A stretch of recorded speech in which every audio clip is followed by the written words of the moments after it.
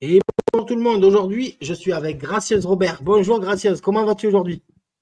Bonjour, bah ça va bien, sous ce beau soleil.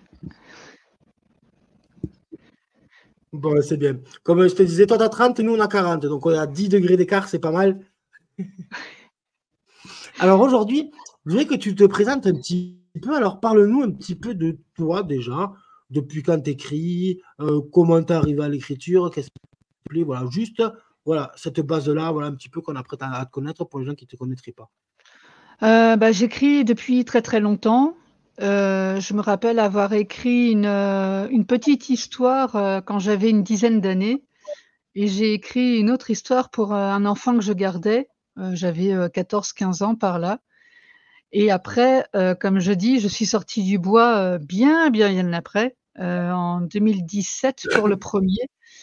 Et donc, bah, voilà, après je me suis vraiment lancée à publier des livres parce qu'on me disait: «Ah mais c'est chouette et tout et pourquoi tu publies pas?» Bah, parce que manque de temps, manque de confiance en moi, parce que c'était, assez compliqué et que se présenter comme auteur, si on commence à se comparer aux grands, on se dit: «Ouais, mais bon, moi je suis toute petite et tout», enfin toute petite, en tant qu'autrice, pas dans la taille. Et donc voilà, mais maintenant, bah, je continue et j'en ai publié un certain nombre. D'accord. Alors moi j'aimerais que tu nous parles, alors, on connaît un petit peu ce que tu as fait, ce que tu as écrit, ma vie en blog, etc. Mais moi j'aimerais bien que tu nous parles un petit peu de la saga La descendance de Kilijo, parce que je pense que c'est une des sagas marquantes un petit peu dans ta bibliographie. Ouais, Il y a 3 tomes. alors Euh, Explique-nous oui, un petit peu le style, les sujets, parce que c'est, comment dire, on est un peu dans la science-fiction, mais on est aussi dans l'amour, on est un petit peu dans heu, tous les émotions, etc. ouais, Explique-nous un on petit est peu. dans la fantaisie plutôt, science-fiction, c'est plus quand il y a de la technologie et tout ça et moi, il Ouais, y en a pas du tout justement. Dans d'accord. l'univers où Explique-nous un petit peu. il y a pas de métal déjà, du tout. Donc on est dans une dimension D'accord, qui est parallèle à la Terre. Et bah, pour accéder de cette dimension à la Terre, on passe par des portails et donc il y a différents portails dans différents territoires et bien sûr, il y a pas que les terriens qui viennent, il peut y avoir aussi d'autres peuples qui peuvent arriver de leur portail et donc notre fameux Kilijo, qu'on ne c'est pénible, et je ne sais pas si je peux retirer le fond. Je voulais montrer ma belle couverture mais je mets n'arriverai la pas. couverture par rapport à toi, sur ton corps, par rapport à ta tête, tu vois? Ou quelque chose comme ça derrière. Attends, Voilà. voilà. Donc ça, c'est on voit Lauriane et dans le tome 2, on voit Abéliane parce que notre fameux D'accord, Kilijo, qui est le héros des aventures, est aussi le patriarche et donc c'est un voilà, on le voit ici. Bon, j'ai pas son portrait couleur, mais sinon d'habitude, je montre son portrait couleur. Bah, c'est un homme qui plaît énormément aux femmes. Et donc, bah, quand on plaît aux femmes, de temps en temps, elle nous laisse un petit souvenir et notamment, bah, donc on a, Lauriane, la première, on a Abéliane, la deuxième, et le tome 3 est en cours. Il est pas complètement fini parce que je suis sur d'autres projets actuellement et bah, j'ai que 2 bras donc voilà. Mais il devrait paraître en 2025. Donc ce sera la dernière personne qui d'accord. clôturera la trilogie de Kilijo. Alors explique-nous un petit peu, alors ce qu'il joue, son histoire, comment il arrive dans l'aventure et quelle est son importance aussi, la quête un petit peu, le but un peu dans ton histoire, qu'est-ce que c'est un petit peu la trame? Alors, bah, Kilijo, c'est un homme qui joue beaucoup sur les apparences et donc il a cette apparence de Casanova, coureur de femmes, d'ailleurs, son surnom, c'est le Coq parce que voilà, il y a le coq et il y a toutes les poulettes autour, que ce soit des poulettes, dont il s'occupe, dans tous les sens du terme, ou les poulettes de sa famille. famille élargie, ce qu'on appelle là-bas la cater, donc sa mère, sa marraine, c'est les femmes qui sont proches de lui et lui a droit de toucher aux femmes et aux poulettes, mais pas les autres. Donc ça peut poser quelques petits soucis pour les autres, surtout s'il l'apprend parce qu'en général, il passe par le traitement Kilijo et ça peut laisser des traces. Et sinon, bah, justement, donc il a ce rôle d'homme très macho, très, très sûr de lui et à côté, il est aussi le gardien des portails et donc il a créé un groupe. Alors, il y a des termes, précis dans l'univers. Donc là, c'est le lair où il a des companards, des compagnons, des guerriers qui l'aident à défendre les portails pour empêcher que n'importe qui, notamment les terriens, entre autres, viennent polluer l'endroit où il vit.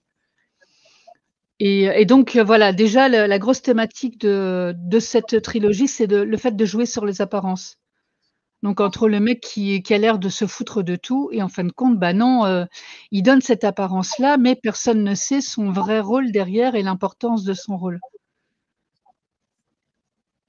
D'accord, voilà. Donc, tout au long de l'histoire, on va apprendre un petit peu l'importance de son rôle, etc. C'est ça? En fait, tu vas nous introduire un petit peu tout ça dans l'histoire, puisqu'au départ, j'imagine, voilà, on arrive à une petite présentation de Kilijo. Toi, tu le mets d'un côté un petit peu Casanova, mais au final, il a quand même une mission super importante qui est garder les portails. Donc, il crée des groupes pour défendre un petit peu tout ça, j'imagine. Et est-ce que Kilijo, il a des ennemis? Est-ce qu'il a quelque chose aussi Ah bah, entre les cocus, ceux avec lesquels il s'est battu et ceux avec lesquels il n'est pas d'accord, oui, il en a un paquet et pas uniquement dans la dimension où il vit. C'est un petit peu, alors, on suit la vie de Kilijo finalement dans ta saga. La vie de Kilijo et la vie des autres autour de lui parce qu'on a donc Lauriane. Voilà, on a Lauriane, sa fille aînée, et on a aussi Améliane, qui est une très bonne amie de sa fille. D'ailleurs, on a tendance à les appeler les jumelles maléfiques parce qu'elles ont sensiblement le même âge. Et bah, Kilijo va les élever de 5 ans jusqu'à on ne sait pas trop. Et donc, on a ces deux fillettes qui sont derrière. On a Georges, enfin moi je l'appelle Georges, mais il y en a qui l'appellent Jorge parce que ça s'écrit comme en espagnol, qui est son co-capitaine et qui est quelqu'un qui est son bras droit, mais en même temps comme son frère. Enfin, il y a une très grande histoire d'amitié entre les deux. Et puis, on a aussi l'histoire de sa mère qui sous-tend, parce que sa mère, elle fait partie des sages, les glides, qui défendent le monde. Parce qu'il n'y a pas, Kilijo, lui, il est esmérien, mais il y a d'autres peuples. Il y a les Abélois, il y a les Corinthois, il y a, non, c'est Esmérois, pardon. Ouais, tu as créé, j'ai créé plusieurs peuples. Les Hespéridois. Donc chaque peuple a ses capacités particulières et un physique qui fait qu'on les reconnaît très vite. Et par contre, ils parlent tous la même langue. Ils peuvent très bien avoir des enfants ensemble. Sauf que il y a les Tingons. Les Tingons, c'est plutôt les brutes. Donc on les imagine mal avec les Hespéridois qui sont des gens très doux, très calmes, très discrets. Les Tingons, c'est tout l'inverse. Mais voilà, donc on a vraiment des peuples qui ont des caractéristiques particulières et qui font que dans ces aventures-là, on a des gens de différentes origines. Bon, Kilijo, lui, il aime personne à part les Esmérois, sauf si c'est des femmes. Là, il veut bien faire une petite exception, mais pas trop longtemps, parce qu'après, elle s'habitue et ça ne va plus. Donc tu as créé, ouais, tu as vraiment créé tout un univers, alors avec des peuples, avec des lois presque, et qui tournent un petit peu autour de Kilijo, donc notre héros, et les agissements, etc., tout ce qu'il va faire. Il ne se fera pas que des amis, il ne se fera pas que des ennemis, mais voilà.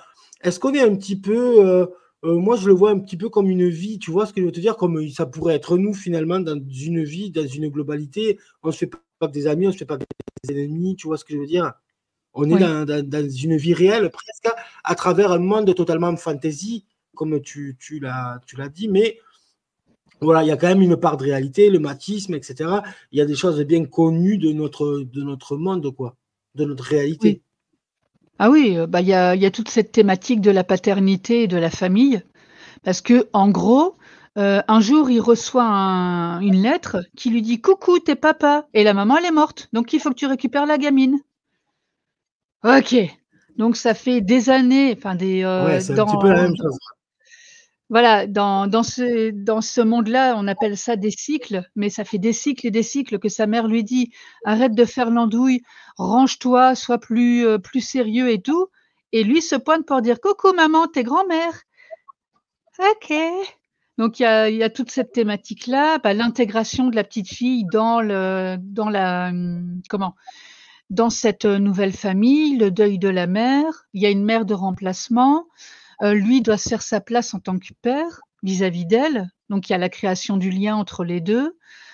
Et puis il y a les attentes de la famille vis-à-vis de lui et cetera. Enfin le voilà, oui, je suis restée dans des thématiques très réalistes, mais dans un monde qui est complètement inventé. Parce qu'au final, Killy Joe, tu as beau le faire passer pour un Casanova, un peu un mec qui plaît aux femmes, etc. Mais au final, voilà, il a quand même un bon fond, le bonhomme.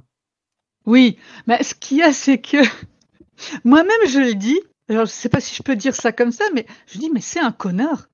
Il faut dire clairement les choses. Le mec, il y a une bêta lectrice qui m'avait dit: «Mais Killy Joe, c'est le mec, tu as envie de l'embrasser et 2 secondes après, tu as envie de lui mettre une baffe».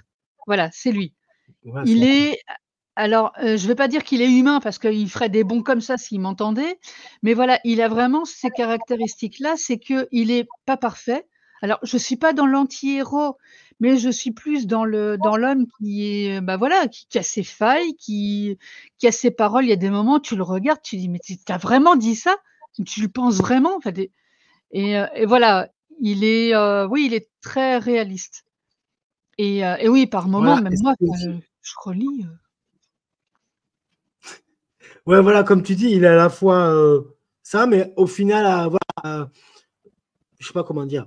On peut dire finalement, il a un bon fond qui cache, malgré une apparence trompeuse, peut-être. Comment tu le vois? ouais. Alors Parce qu'il c'est, protège quand même des portes. Finalement, il ouais, récupère la gamine. oui et il a un bon Il a quand même fond, des qualités indéniables. oui, oui, il a des qualités, mais ce qu'il y a, c'est que, enfin, moi, je ne serais pas ennemie avec Killy Joe parce que, je sais qu'il va m'arriver des bricoles. Voilà. Il a bon fond, mais Et avec ceux qu'il a est-ce décidé de que protéger. on apprend pourquoi il est comme ça au final? Bah, c'est-à-dire que non, c'est pas l'histoire de son père le battait, sa mère le maltraitait, non, il est comme ça, c'est tout. C'est qu'il a décidé qu'on n'est pas dans un monde de bisounours et que, bah, il doit défendre son univers et si, pour ça, il doit passer par, le fait de zigouiller tout le monde qui franchit le portail, il n'hésite pas.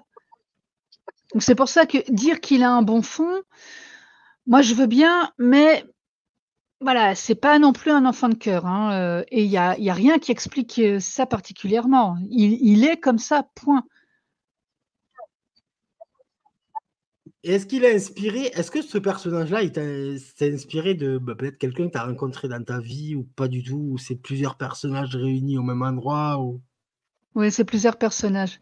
Ce qui se passe, c'est que je l'ai créé il y a très longtemps, en 2009 et je l'avais, donc quand je l'ai créé, c'était pour jouer dans un jeu de rôle sur forum et donc j'avais dit: «Voilà, je crée un Casanova». D'accord. Après, je ne sais pas trop ce qui va se passer, mais c'est le mec qui va courir toutes les femmes et tout, et après bon, je lui ai donné plus de teneur et tout, plus de consistance et du coup, quand j'ai arrêté de jouer à ce jeu, parce que le problème qu'il y a, c'est que, bah, tu interagis beaucoup avec d'autres personnes et je me suis énormément adaptée aux autres personnes, par rapport aux aventures, par rapport à ses réactions et cetera.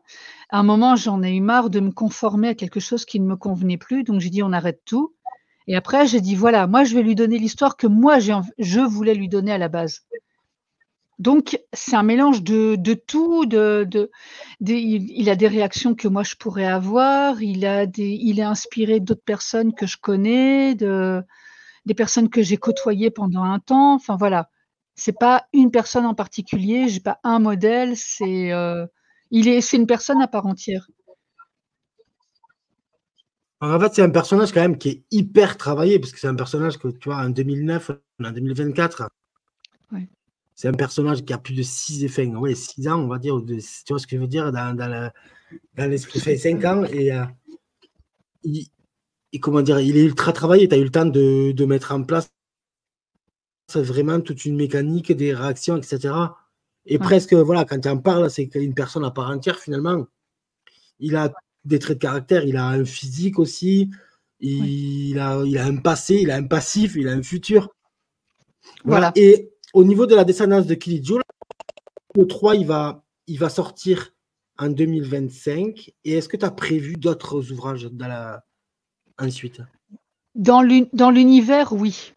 Alors j'ai des notes pour une autre aventure qui se passe bien après le tome 3. Parce que le tome 3, il est écrit quasiment, il est au moins à 80%. Et donc bah, il faut que je le termine quoi, quelque part. Parce que je vais intégrer un personnage qui m'a été proposé par une lectrice. J'avais proposé de créer un personnage et donc j'avais fait tout un guide pour bah, l'intégrer dans le monde de Kilijo. Et j'ai eu des propositions. Et donc bah, là, je dois terminer pour intégrer ce personnage-là dans le tome 3. Après, bah, justement, j'ai eu d'autres propositions. Et j'ai dit: «Écoute, là, c'est trop tard, je peux plus», parce que j'avais donné une date butoir et que, bah, je peux pas tout modifier non plus. Donc j'ai l'idée de faire d'autres aventures de Kilijo ou d'autres personnages qui sont quand même assez emblématiques dans les 3 premiers romans, parce qu'il y a d'autres personnages qui plaisent beaucoup et du coup peut-être, bah, faire comme dans des séries maintenant, leur donner leur histoire à eux. Je vais pas faire Oui, c'est référence pas à mal. Oui, exactement. Oui. Donc, en fait, tu vas innover encore. Tu vas toujours aussi, voilà, tu as prévu quand même des suites, tu as prévu de ne pas t'arrêter d'un coup, là, pour les lecteurs qui suivent un petit peu l'aventure. Donc voilà, il y aura d'autres ouvrages.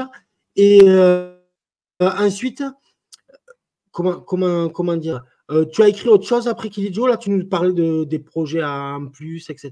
Explique-nous un petit Oui, peu si tu as d'autres histoires différentes à écrire. alors c'est-à-dire que j'ai écrit une pièce de théâtre, donc là ça n'a rien à voir, mais j'aime bien aller D'accord. creuser des univers complètement différents et c'est une pièce de théâtre sur le handicap, donc là visuel. Et c'est donc un homme aveugle qui a D'accord. été champion de surf, si je me rappelle bien, et qui décide de faire l'ascension du Kilimandjaro.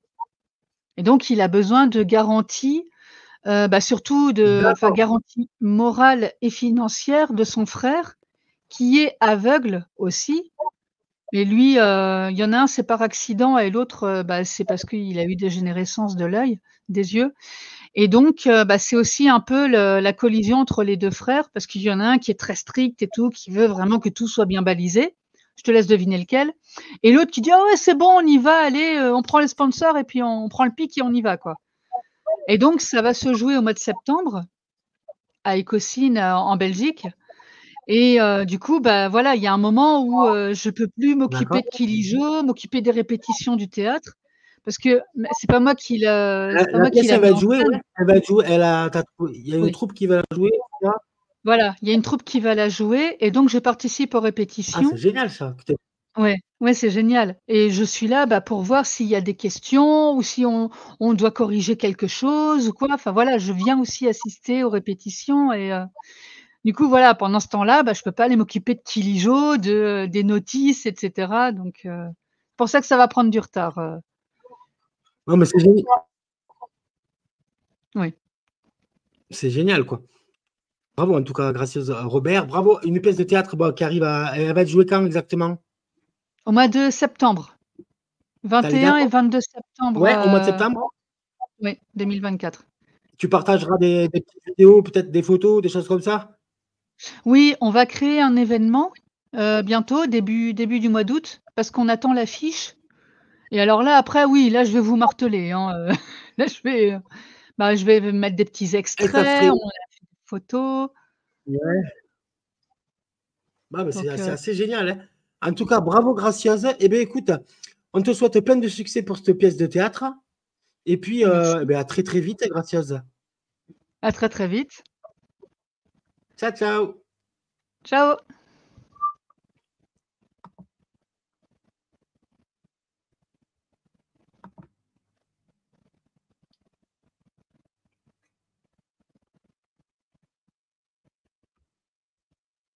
Ça tourne toujours. Attends.